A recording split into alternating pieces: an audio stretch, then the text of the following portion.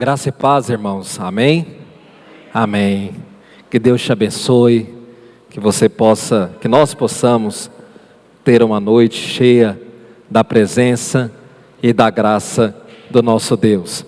Abra sua Bíblia em Filipenses capítulo 2, um texto que nós conhecemos muito, que sempre recitamos aqui, e a minha palavra vai ser baseada nele. Filipenses capítulo 2, versos 6 a 11. Se por acaso você não tem a minha versão, você pode acompanhar aí, os irmãos vão projetar. Filipenses capítulo 2, versos 6 a 11. Jesus que, embora sendo Deus, não considerou que o ser igual a Deus era algo que devia apegar-se, mas esvaziou-se a si mesmo, sim, vindo a ser servo, tornando-se semelhante aos homens, e sendo encontrado em forma humana, humilhou-se a si mesmo, e foi obediente até a morte, e morte de cruz. Por isso Deus o exaltou à mais alta posição, e lhe deu o nome que está acima de todo nome, para que ao nome de Jesus se dobre todo o joelho, no céu, na terra e debaixo da terra, e toda língua confesse que Jesus Cristo é o Senhor, para a glória de Deus. Amém, irmãos? Nos cultos que nós participamos da ceia, os irmãos já acostumado a isso, nós sempre pregamos especificamente sobre ceia. Nós temos esse compromisso com os irmãos de ministrarmos sobre a ceia, e sempre falamos e sempre lembramos dos sacrifícios da pessoa de Jesus. Na última ceia pregamos uma ministração que falava: lembre-se que Ele vem. Porque lá em 1 Coríntios capítulo 11, quando o apóstolo Paulo fala da ministração da ceia, ele fala que quando nós ministramos a ceia, nós estamos proclamando o Senhor Jesus até que Ele venha. E eu fiz toda uma palavra baseada nesse pequeno texto. Lembre-se, obrigado, que Ele venha. E hoje, irmãos, eu quero mostrar e eu quero fazer um convite a vocês, de nós nos deslocarmos, claro, na perspectiva da ficção, na perspectiva da nossa mente, um pouquinho para o momento do sacrifício, para o momento ali do Gólgota, ali naquela colina, naquele pequeno monte, aonde Jesus foi crucificado. Porque eu entendo, irmãos, que o objetivo de Jesus pegar o pão, e o objetivo de Jesus pegar um cálice de vinho naquele dia da última Páscoa, no dia da celebração da primeira ceia, foi justamente fixar na memória dos discípulos um memorial, algo que pudesse ativar na cabeça dos discípulos e na nossa mente, sempre que nós pegássemos esses elementos, pudesse ativar em nossa memória o sacrifício de Jesus. Nós podemos visualizar isso com muita facilidade. Um objeto, um elemento, uma filmagem, ele tem o poder de ativar em nossa memória sentimentos de coisas que aconteceu até mesmo num passado muito longe das nossas vidas. Hoje é o Dia das Mães, e se você porventura não tem mais a sua mãe, talvez a sua mãe já partiu há um longo tempo, mas talvez na sua casa você tenha uma foto, tenha um retrato, ou um simples objeto que era da sua mãe, que era de uma situação que você viveu com a sua mãe. Com certeza, toda vez que você vê aquele porta-retrato, que você vê aquele objeto, o que acontece? Você imediatamente lembra daquele momento, daquela situação, daquela emoção que você viveu com a sua mãe, não é verdade? Aquele objeto ativa na sua mente certas situações, certas reações químicas que vai levantar à sua memória aquela emoção, aquele sentimento, daquele momento especial que você viveu com a sua mãe. E o elemento da ceia, o pão e o vinho, tem esse poder de nos levar ao momento da crucificação. Com certeza, irmãos, os discípulos que viveram aquela ceia com o Senhor, Pedro, João, Tiago, eles todas as vezes, todos os domingos ali, todos os dias, que eles partiam o pão de casa em casa, quando eles pegavam o pão, eles com certeza eles lembravam do momento que Jesus partiu o pão, eles lembravam de um momento especial que eles estavam com Jesus, e isso era muito forte no coração deles. O objetivo da ceia, irmãos, é justamente trazer esse sentimento, essa memória ao nosso coração. É um momento de, figuradamente falando, do Espírito Santo nos levar para o Calvário, nos levar para o Gólgota, nos levar para o momento da crucificação, onde Cristo foi morto de forma vicária, ou seja, no nosso lugar, por causa dos nossos pecados, em nosso lugar, substitutivamente, por causa dos nossos pecados. A ceia, irmãos, ela nos faz esse convite, uma viagem no tempo.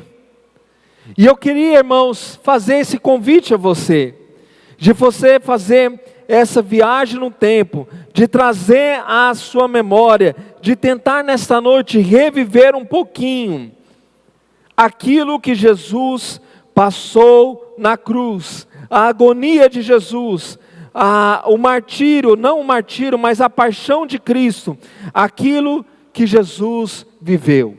Mas também, irmãos, que nós possamos nessa noite regozijarmos na vitória de Cristo, porque a Bíblia também diz que a morte não pôde conter Jesus, que a morte não conseguiu segurar Jesus, que Cristo ao terceiro dia ressuscitou, que Ele esteve na terra após a sua ressurreição por 40 dias, depois Ele subiu aos céus.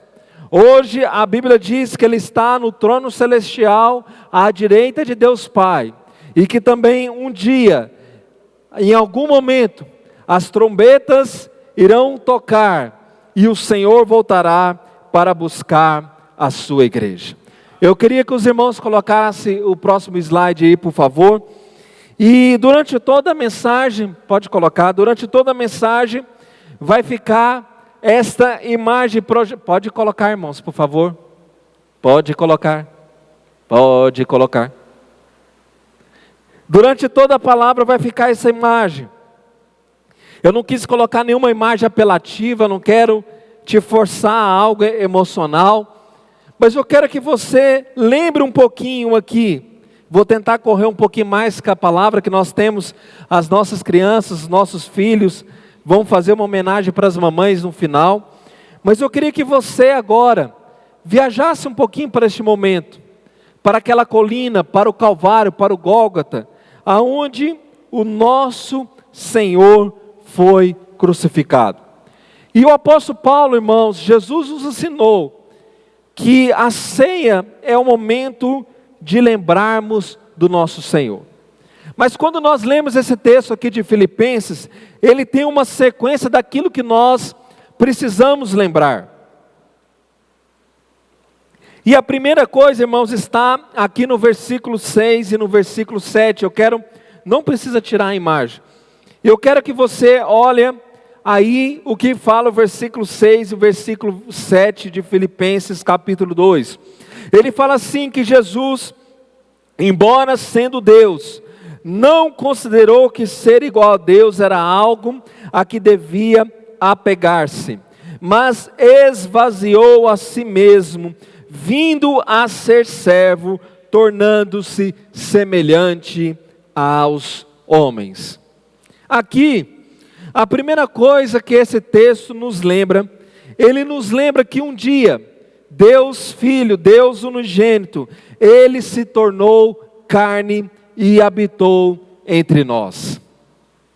Irmãos, quando nós olhamos para o espetáculo da cruz, para o Gólgota, a primeira coisa, talvez, uma das coisas mais importantes, aqui não há uma escala de importância, é só forma de falar, mas para nós entendermos a grandeza daquilo que aconteceu na cruz, preste atenção nisso. Para que nós possamos entender a grandeza daquilo que aconteceu na cruz, a primeira coisa que nós precisamos lembrar é de quem estava sendo crucificado. Isso, irmãos, precisa ser vivo no nosso coração, nós precisamos ter esse entendimento. Porque na cruz, irmãos, não estava sendo crucificado um bandido, não estava sendo crucificado uma pessoa merecedora daquela punição, merecedora daquele castigo, daquela situação. Ali não estava sendo crucificada uma pessoa qualquer, ali não estava sendo crucificada um estuprador, ali não estava sendo crucificada um vagabundo, ali não estava sendo crucificada uma pessoa abjeta, uma pessoa que nós rejeitamos, uma pessoa que nós queremos ver morta. Existe um jargão aí no meio da população, da sociedade, que é muito conhecido, que fala assim: bandido bom é bandido morto, né? Lá não era essa pessoa que estava ali. A Bíblia fala, irmãos, que quem estava ali não era um simples homem, mas quem estava ali era o Deus unigênito. E nós precisamos ter isso em mente, irmãos. Nós precisamos lembrar toda vez que pensamos na crucificação, na cruz de Cristo, lembrar da doutrina da encarnação, ou seja, do ensinamento bíblico que está escrito aqui em Filipenses capítulo 6, que quem estava ali era Deus, embora sendo Deus, aquele que se humilhou, se esvaziou e se tornou servo, se tornou homem, se tornou servo como nós, para passar pela cruz, para receber em si os nossos e o seu pecado. Ali estava, irmãos, o Deus unigênito. Quando nós olhamos para o livro de Gênesis, quando a Trindade decidiu construir a terra, ela diz o seguinte: façamos o homem, ela diz no plural, porque ali estava o Pai, o Filho e o Espírito Santo. Jesus é autor e consumador da nossa fé. Jesus participou da criação, Ele é o Criador. Façamos o homem. Ali não era uma simples pessoa, ali não era um vagabundo que estava sendo crucificado, mas ali era o próprio Deus unigênito, a segunda pessoa da Trindade, aquele que um dia virou para aqueles homens que estavam querendo prendê-lo e falou: sim, você é Jesus. E ele disse a mesma palavra que Deus e Yahvé falou lá na sarça ardente: eu sou. E quando ele falou eu sou, todos os soldados caíram por terra, porque diante do eu sou, nenhum homem pode ficar de pé. Era este que estava na cruz. Estava na cruz aquele que andava sobre as águas. Estava na cruz aquele que estendia as mãos e as águas paravam. Estava na cruz aquele que falava para o cego enxergar, o cego enxergava. Estava na cruz aquele que legiões de demônios se prostravam diante dele. Estava na cruz aquele que tempestades se acalmava diante dele. Não estava na cruz um bandido, um vagabundo, um estuprador. Estava na cruz o Deus unigênito, o Alfa e o Ômega, o maravilhoso conselheiro, Deus forte, Pai da eternidade, Príncipe da paz. É este que estava na cruz. Você entende, irmãos? Para nós entendermos a grandeza daquilo que estava acontecendo, nós precisamos partir desse pressuposto, que quem estava na cruz não eram simples homens, mas era o Deus unigênito. Porque Deus amou o mundo de tal maneira que deu o seu Filho, o Filho de Deus que estava na cruz. No original, irmãos, a palavra esvaziar-se vem do verbo grego que significa kenose, ou keno, que significa anular-se, esvaziar-se, anular-se. ou tornar-se sem efeito. Sabe o que Jesus fez, irmãos? Ele se esvaziou, Ele anulou a sua glória celestial. Ele abriu mão, Ele anulou a sua glória, Ele aniquilou a sua glória, para que Ele pudesse estar na forma humana, na forma de homem, na forma de servo. E essa decisão, irmãos, foi uma decisão do próprio Senhor, uma decisão voluntária, uma decisão própria, na qual Ele se anulou para morrer por você e para morrer por mim. Lá em Apocalipse fala que Ele morreu antes da fundação do mundo. Sabe por quê, irmãos? Porque quando Ele decidiu fazer você, quando Ele decidiu me fazer, quando Ele decidiu fazer Adão, quando Ele decidiu fazer Eva, Ele já sabia que Ele pagaria o preço pela criação. Ele já sabia que Ele teria que pagar o preço pela criação. Ele já sabia que um dia Ele teria que morrer, Ele teria que pagar o preço. E eu vou tentar ser prático aqui, porque não tem como nós compreendermos a grandeza do que é Deus, Filho, do que é a segunda pessoa da Trindade, do que é o maravilhoso, do que é o Deus forte, o conselheiro, o príncipe, está ali. Você, meu amado, é obra-prima da criação. Você tem poderes limitados, mas você tem. Você tem um intelecto privilegiado, você é mais inteligente que qualquer outra obra da criação. Você é dotado de faculdades mentais, intelectuais, cognitivas, que nenhum outro ser da criação possui. Você possui qualidades físicas, como por exemplo a coordenação motora fina de escrever, de desenhar, que nenhum outro animal, criação possui. Você tem uma possibilidade de convívio familiar estruturada que nenhum outro ser possui. Você tem conforto que nenhuma outra criatura possui. Você dorme numa cama, num colchão de mola ou de espuma, que nenhuma outra criação dorme.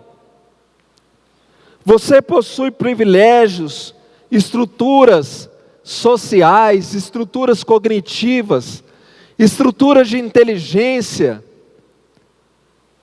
que nenhuma outra criação possui. Portanto, nós podemos dizer que de certo modo, de certa forma, Deus te deu poderes, privilégios, intelecto, cognitividade, muito acima de qualquer outra criação. Agora imagine, irmãos, que você estivesse andando pela rua e olhasse um ser infinitamente inferior a você. Talvez um pequenino inseto, talvez um ser unicelular, um protozoário, uma ameba, sofrendo, e você decidisse se anular, e você pegasse uma marreta espiritual e começasse a destruir esses poderes, o seu intelecto, a sua cognitividade, o seu conforto, a sua inteligência, até se tornar como aquele inseto, para morrer por ele, para que ele tivesse vida. É um exemplo esdrúxulo, um exemplo na esfera da ficção, mas eu quero te dizer, irmãos, mesmo se isso fosse possível, não conseguiria chegar ao nível do rebaixamento, do esvaziar, que o Deus unigênito teve que passar para se tornar servo e morrer em nosso lugar. Não consegue, esse exemplo não consegue expressar a grandeza do esvaziar, da quenose, do auto se anular, que Deus Filho precisou sofrer na encarnação para poder se tornar servo, para estar no Calvário, para estar no Gólgota, para morrer, para passar por aquilo que Ele passou e morrer em nosso lugar. Portanto, agora que você está no Gólgota, e eu pedi para você imaginar você ali no Gólgota, olhando tudo o que vai acontecer. Eu quero que você parta do pressuposto, sempre, no restante dessa ministração, que quem está ali, irmãos, não é um vagabundo, não é um estuprador. Quem está ali não é uma pessoa que está merecendo. Quem está ali não é um homem, não é uma mulher simplesmente. Mas quem está ali é o grande eu sou, o príncipe da paz, o Deus forte, conselheiro. Quem está aqui, ali, é aquele que em sua coxa está escrito, maravilhoso. Quem está ali, é aquele que lá no princípio falou, façamos o homem. Quem está ali, é indescritível. Quem está ali, é o Filho de Deus. Amém? E eu quero também que você lembre que este mesmo que está ali no Gólgota, que você está visualizando, por amor a você, quando você pegar o pão, quando você pegar o cálice, vem a próxima parte do texto. Nós lemos o capítulo 6, o versículo 6, o versículo 7, que fala da encarnação. Mas agora o versículo 8 fala da sua morte, fala do seu sofrimento físico, fala o seguinte, versículo 8 do capítulo 2. E sendo encontrado em forma humana, humilhou-se a si mesmo e foi obediente até a morte, e morte de cruz. Primeira coisa que nós falamos é que nós precisamos lembrar da encarnação. A segunda coisa, irmãos, sempre parte do pressuposto de quem está ali, como pregamos, é que nós precisamos lembrar da sua morte e do seu sofrimento físico. Lembre-se que agora você está vendo o Filho de Deus na cruz. Novamente, irmãos, é importante lembrar que ali está, quem está ali e quem passou por todo aquele sofrimento. Quem está passando por todo aquele sofrimento que você está vendo, como nós dissemos aqui, não foi um ladrão, não foi um bandido, não foi um vagabundo, como vimos no tópico anterior, mas é o Filho de Deus, o Santo, o príncipe da paz. Como se não fosse suficiente, como se já não fosse algo grandioso, Ele ter anulado toda a sua glória celestial, Ele ter passado por aquilo que nós explicamos, o que é nós, o que é anular-se, o que é se esvaziar-se, e ter se encarnado na forma humana. Ele também agora, a Bíblia diz que Ele foi açoitado, espancado, humilhado, e então seria crucificado em meio a ladrões.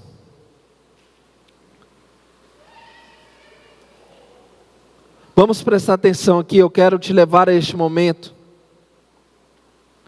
Não sei se você consegue contemplar, eu quero levar a sua memória a isso. Eu não sei se você já contemplou uma pessoa, talvez o filme mais realista aqui, que a grande maioria talvez tenha assistido, é aquele filme A Paixão de Cristo.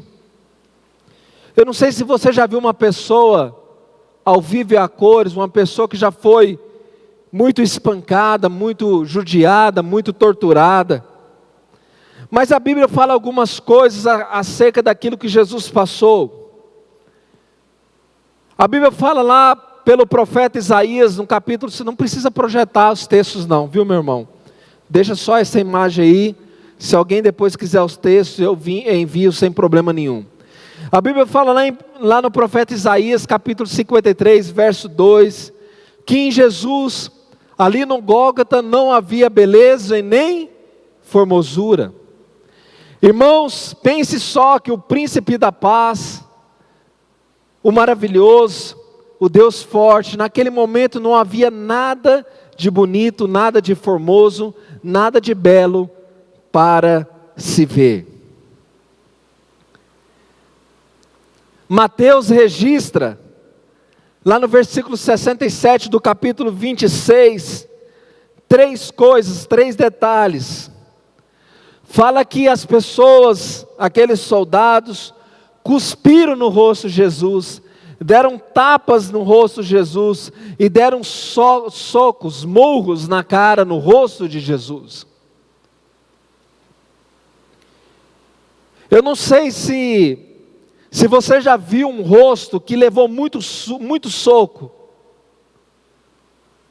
Eu já presenciei algumas vezes, irmãos, pessoas que foram espancadas, que levaram chute no rosto, que levaram murro no rosto. O rosto fica deformado, fica inchado. A pessoa fica com seus olhos fechados, seus olhos roxos, fechados, ensanguentados, com o rosto deformado, a pessoa não consegue abrir o olho. Muitas vezes o seu maxilar sai do lugar, sangra pelos olhos, pelo nariz, pelos ouvidos. Muito provavelmente Jesus, ele ficou com um aspecto semelhante. Não era algo bonito, como o profeta Isaías falou, de se ver. Para todo homem aqui não existe algo mais humilhante de levar um tapa na cara, não é verdade? Jesus foi cuspido, Jesus levou tapa na cara. Mas Jesus não era um simples homem, Jesus era o Filho, Jesus é o Filho de Deus que estava passando por isso. Aquele que poderia simplesmente num estralar de dedos, numa palavra de comando, Jesus que simplesmente num sopro, irmãos, podia acabar com tudo aquilo. Confesso que se eu fosse Jesus, meus irmãos, eu tinha dado um sopro e matado aquele povo tudo. Mas Jesus por amor suportou, Jesus por amor passou, Jesus por amor viveu.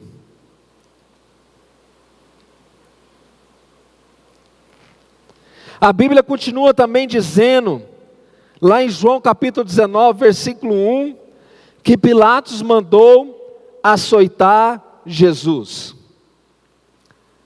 É interessante, irmãos, você pensar no que pode ter acontecido com Jesus, porque lá em Mateus capítulo 8, 20, Jesus fala algo que durante o seu ministério, Jesus fala que ele não tinha nem lugar de repousar a sua cabeça. É fácil de concluir, irmãos, que Jesus era uma pessoa que durante o seu ministério, presta atenção, Jesus não dormia direito, Jesus não se alimentava direito. Por alguns momentos os discípulos falavam assim, ó Jesus, olha aqui, mestre, come alguma coisa, não é verdade, irmãos? Não é verdade? Se Jesus não dormia direito, se Jesus nem lembrava da hora de comer, como que vocês achavam? Achava não, eu tenho certeza. Como que era o físico de Jesus, irmãos? Como que era o físico de Jesus? Jesus era uma pessoa extremamente magra. Jesus andava pelas cidades, no deserto. Os discípulos, irmãos, chamavam a atenção de Jesus. Jesus, mestre, para e coma alguma coisa. Porque Jesus provavelmente, irmãos, ficava até meio debilitado às vezes. Jesus ia para o deserto e fazia jejum de 40 dias. Os discípulos, que nem era mãe de Jesus, né? Que nem era Maria, ficava preocupado com a saúde de Jesus. Você pode ter certeza que Jesus era só, sabe aquelas pessoas que você olha assim e fala, essa aí é só a capa da gaita?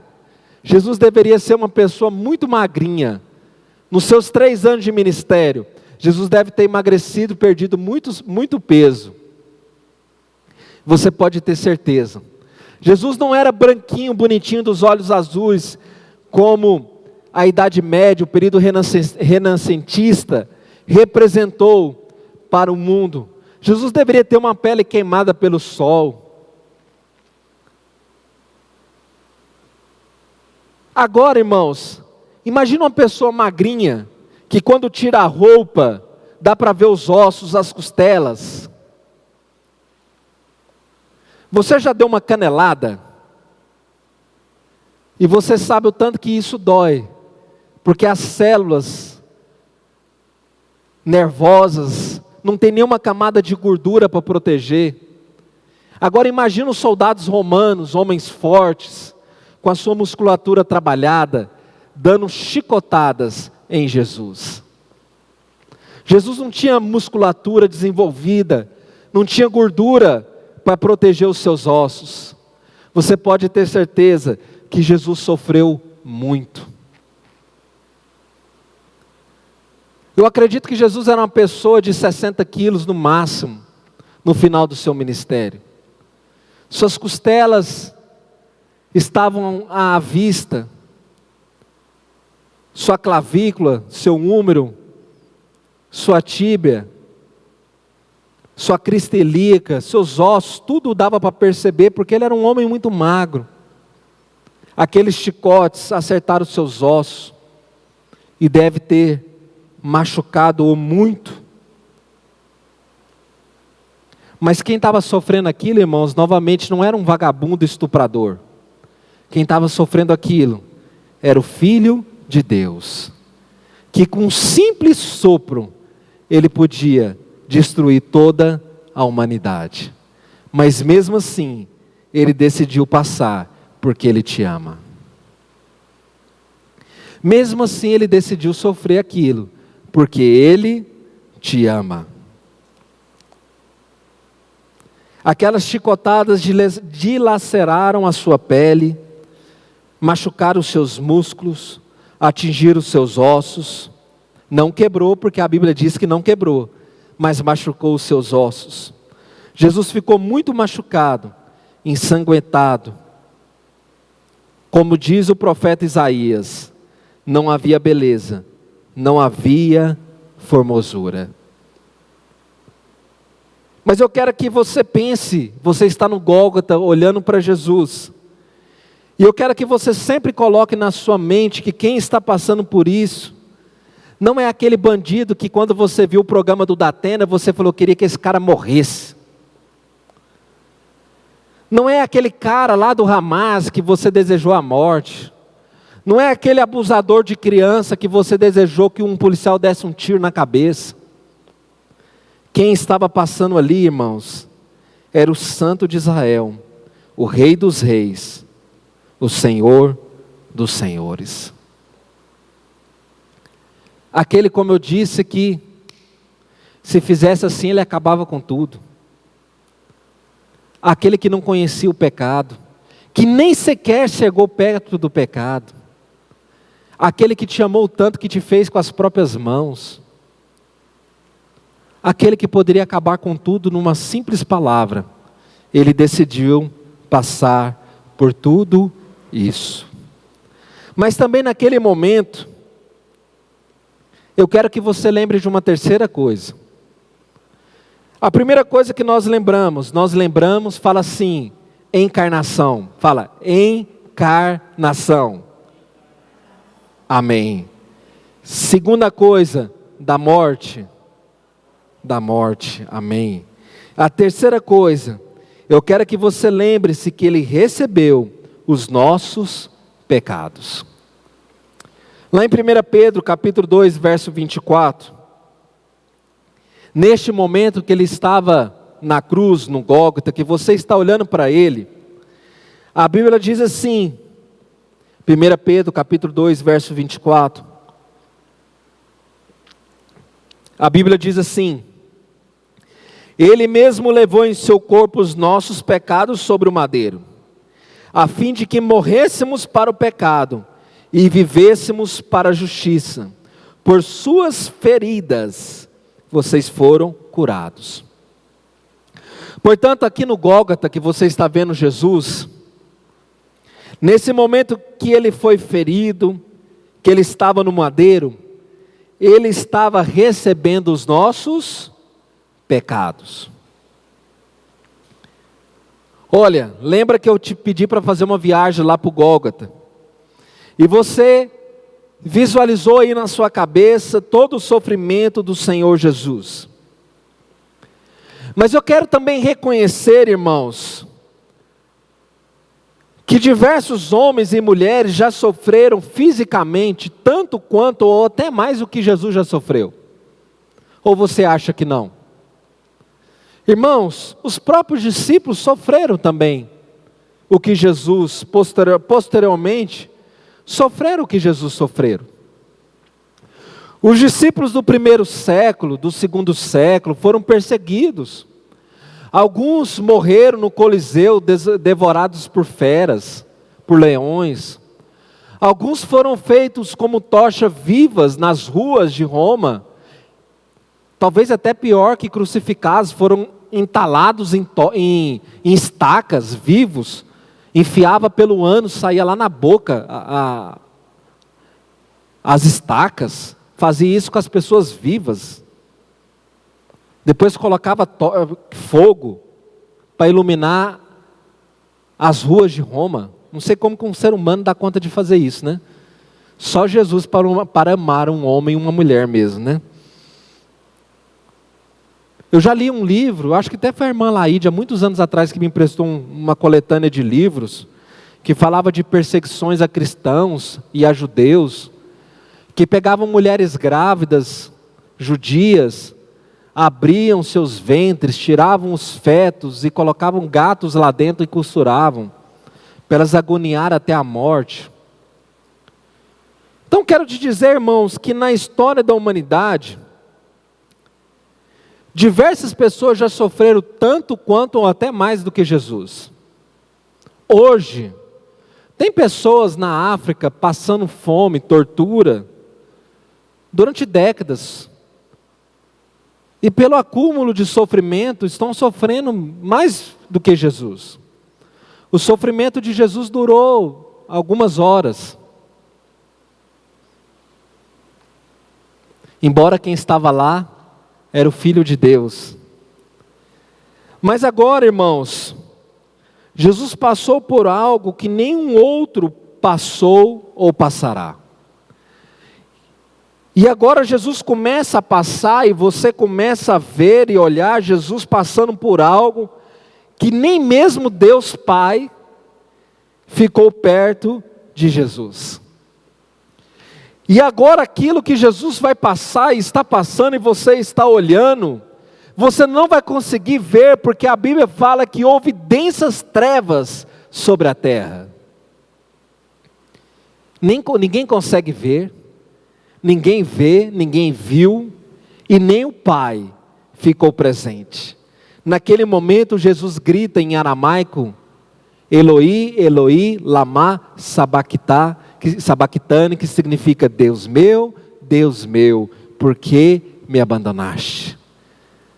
Pela primeira vez, não sei como explicar, na pessoalidade, na humanidade de Jesus, Jesus se viu só. Não tem como explicar qual foi o nível de sofrimento de Jesus. Mas naquele momento, o santo, aquele que nunca viu pecado, aquele que não conhecia pecado, aquele que nem sequer chegou perto do pecado, recebeu sobre si todos os nossos pecados. Irmão, se verdadeiramente você teve um encontro com Jesus, e essa é indubitavelmente a maior prova da salvação de uma pessoa, quando você peca, você de fato, você verdadeiramente fica muito ruim, é ou não é verdade? Se de fato você teve um encontro com Jesus, quando você peca, você fica extremamente ruim. Imagina como Jesus ficou naquele momento, recebendo sobre si o pecado do homicida, o pecado do pedófilo, o pecado do estuprador, o pecado do mentiroso, o pecado do pornográfico, Jesus recebeu o pecado, a culpa, a dor sobre si. Eu tento sempre, nas ministrações, tentar trazer à luz, trazer clareza, e pensar num exemplo, e veio algo no meu coração. Imagine, irmãos, uma pessoa boa,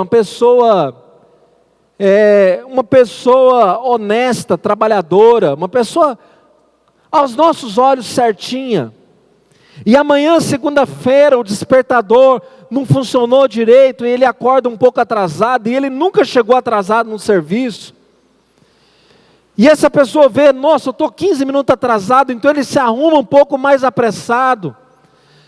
E essa pessoa costuma tomar banho de manhã para ir trabalhar, nesse dia ele nem vai tomar banho, ele se arruma mais rápido, ele entra no carro e por causa da sua pressa, ele não olha no retrovisor direito, abre o portão, dá uma ré um pouquinho mais apressado, e ao dar a ré,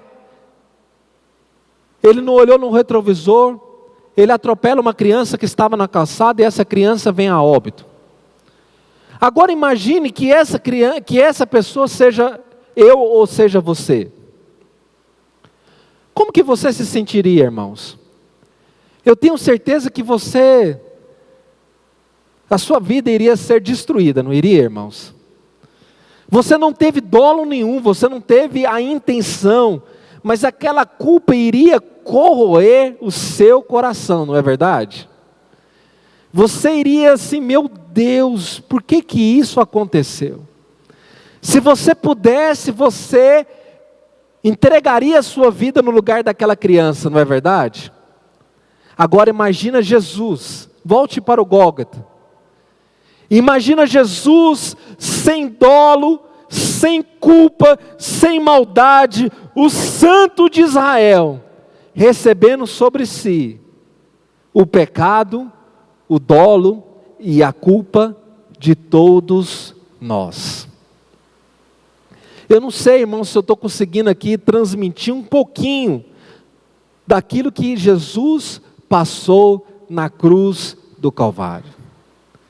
Imagina o Santo de Israel sem culpa alguma, sem dolo algum, sem maldade alguma, sem nunca sequer ter conhecido o pecado,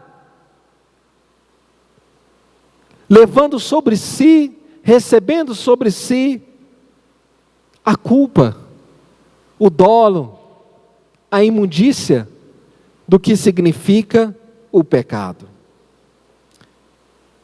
Jesus se viu pecado em nosso lugar. Você pode ter certeza, irmãos, que isso foi incalculavelmente e indescritivelmente muito maior do que o sofrimento físico, do que as chibatadas, do que os açoites, do que os murros, as gusparadas e tudo mais. E é por isso que o Senhor gritou: Deus meu, por que me abandonastes?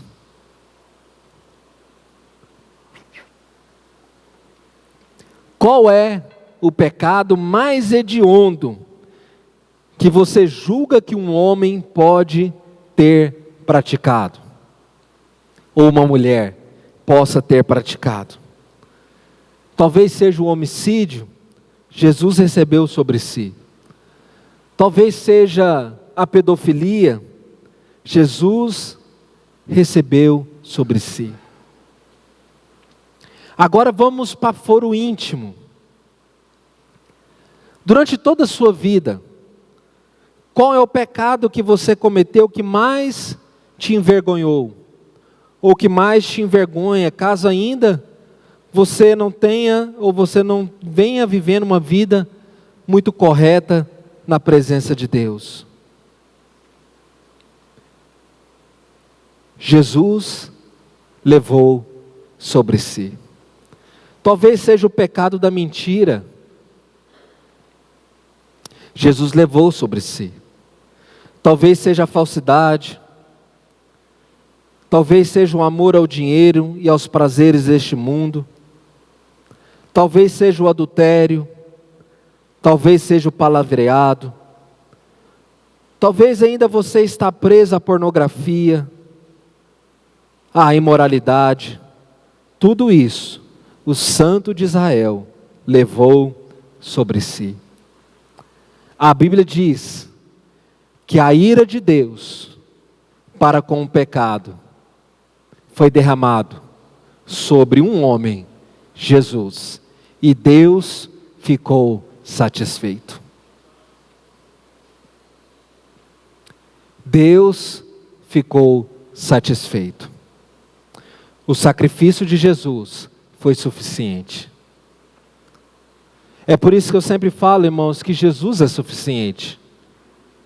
Você não precisa dar a oferta da maior nota, você não precisa queimar tudo que você tem, você não precisa ir a pé em nenhuma cidade, você não precisa fazer nenhum tipo de lamúria aí no seu corpo. O sacrifício de Jesus é suficiente para limpar todo e qualquer pecado. Ele levou sobre si. Amém? Primeira coisa, eu quero que você lembre-se de quem estava na cruz. Da encarnação, o Deus Filho estava na cruz. Segunda coisa, eu quero que você lembre da morte e do sofrimento físico. No Gólgota, eu quero que você lembre-se. Terceira coisa, que Ele levou sobre si os nossos pecados. E por fim, e última coisa, eu quero que você lembre-se que na cruz Ele venceu e ressuscitou. Então eu finalizo com os versículos 9 a 11 de Filipenses capítulo 2, que fala o seguinte, o Ministério de Louvor pode subir. Por isso Deus o exaltou à mais alta posição, e lhe deu o nome que está acima de todo nome, para que ao nome de Jesus se dobre todo o joelho, no céu, na terra e debaixo da terra, e toda língua confesse que Jesus Cristo é o Senhor, para a glória de Deus Pai. Amém e amém. No Gólgota, irmãos, local de caveira, local de crucificação, a história de todos os crucificados era encerrada de forma vergonhosa, de forma humilhante. Imagina, irmãos, naquela época, imagina hoje, por exemplo. Imagina naquela época, aonde a pessoa pudesse falar, olha, o meu pai está sepultado em tal lugar. Mas imagina aquele que tinha o seu pai crucificado, e ele carregasse essa vergonha para o resto da vida. O meu pai, ele foi crucificado, ele não tinha um lugar de sepultamento, de velório. A Bíblia diz que a cruz era um lugar de maldição, maldito todo aquele que for pendurado num madeiro. Portanto, irmãos, o Gólgota, o lugar de caveira, o lugar de crucificação, era um local onde a história de todos se encerrava de forma vergonhosa, de forma humilhante. Todavia, a história do Senhor não se encerrou ali. A Bíblia diz que ao terceiro dia Ele ressuscitou, que Ele foi exaltado, que Ele depois subiu ao céu, e hoje Ele está à destra de Deus Pai. Hoje que nós iremos participar da ceia, nós precisamos também lembrar disso, irmãos, que o Gólgota, olhe para essa imagem, olhe para essa imagem por favor, você não está olhando para um coitado. Portanto, irmãos, a cruz não é um lugar de você ficar chorando e olhando para um coitado. Você não está olhando para um sofredor crucificado. Você, meu amado, não está olhando para um derrotado.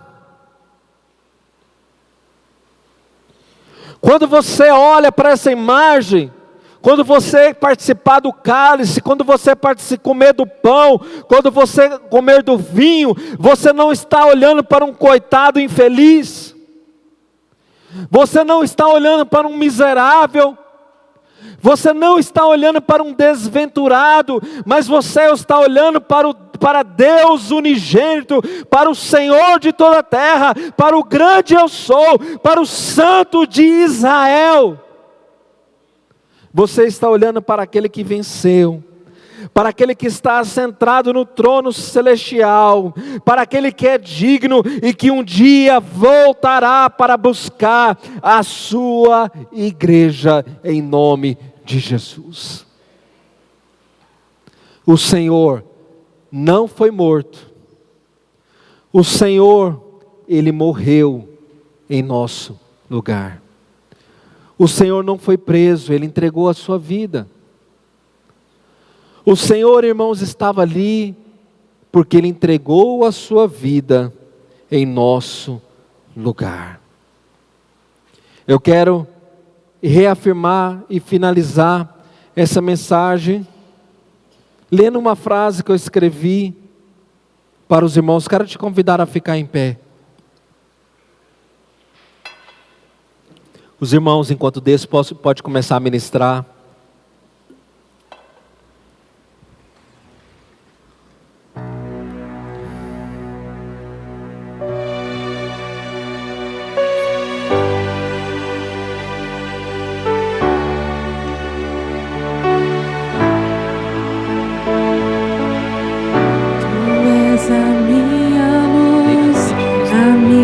Salvação, e a ti me renderei.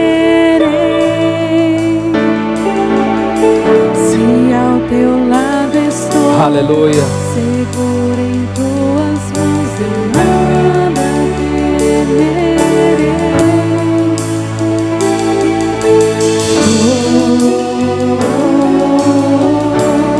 ministra ao Senhor. Lembre do Senhor Jesus no Gólgota. Lembre daquilo que Ele fez por você. Quero convidar os diáconos. Entregue para os diáconos. Tu és digno de louvor. Em ti confiarei, eu nada temerei. Em frente eu irei, pois eu sei que livre estás. E um dia voltarás do céu pra nos buscar, pra sempre reinarás. Aleluia. Aleluia. Bem baixinho, só os instrumentos. Portanto, meu amado, no Gólgota não é o lugar de olhar para um coitado, não é lugar para olhar para um sofredor crucificado, mas agora na ceia do Senhor é lugar de lembrar do Deus unigênito, que voluntariamente veio até este mundo, abriu mão da sua glória celestial, tomou a forma de servo, viveu entre nós, sofreu, foi crucificado, morreu, mas venceu a morte, ressuscitou ao terceiro dia, subiu ao céu e logo voltará para buscar a sua igreja. Amém e amém. É nesse espírito que eu te convido nessa noite, meu amado, para que você possa participar da ceia do Senhor, lembrando daquele que um dia entregou a sua vida para te salvar, para perdoar os seus pecados em nome de Jesus. Coloca a sua vida, coloca o seu coração na presença do Senhor. Quero convidar os diáconos para entregar os elementos, depois nós vamos orar. Pode entregar, amém? Vamos louvar o Senhor. Amém, pode levantar do céu pra nos buscar, pra sempre reinarás. Aleluia. Só em ti confiarei, eu nada temerei. Em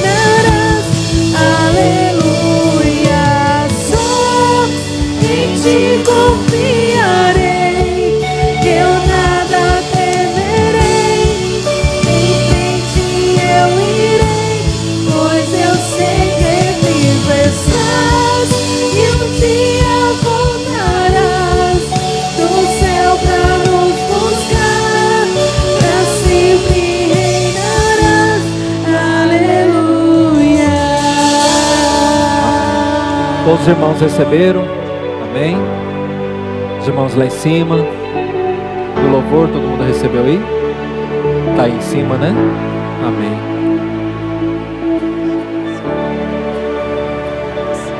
Vem Jesus, Maranata, ora vem Senhor Jesus. Vem Jesus, vem Jesus,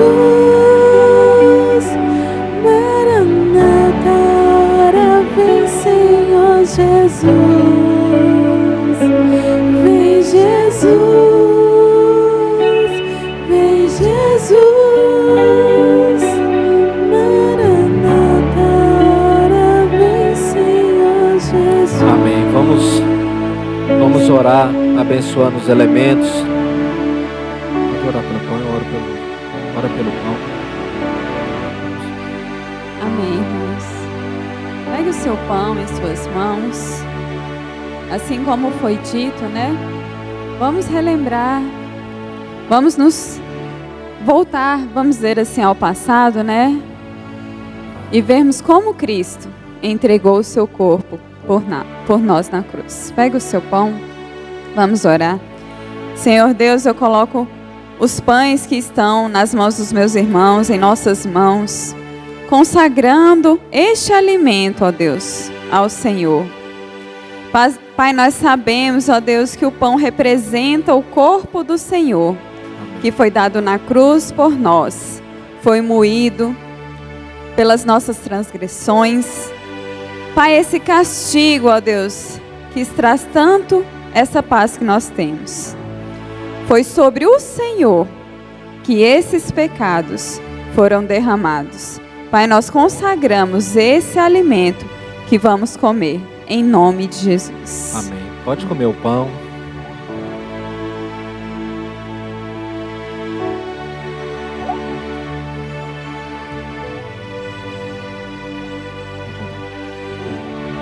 Pegue o seu cálice, pegue o vinho, que representa o sangue do Senhor em suas mãos, e vamos consagrá-lo também.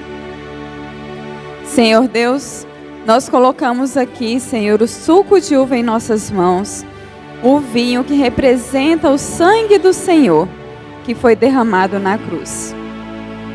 Pai, nós colocamos, ó Deus, esse suco que está em nossas mãos, como lembrança, ó Deus, rememorando aquilo que o Senhor fez na cruz por nós. Pai, o sangue que um dia foi derramado, na terra, ó Deus, para a remissão dos nossos pecados. Amém, Senhor. Pai amado, eu coloco diante do Senhor, ó Deus, Senhor, em nome de cada copo que está em nossas mãos, representando o sangue do Senhor. Pai, esse sangue que cobre as nossas vidas, que reveste o nosso ser, que nos protege, ó Deus, que nos traz, ó Deus, a cura e a libertação.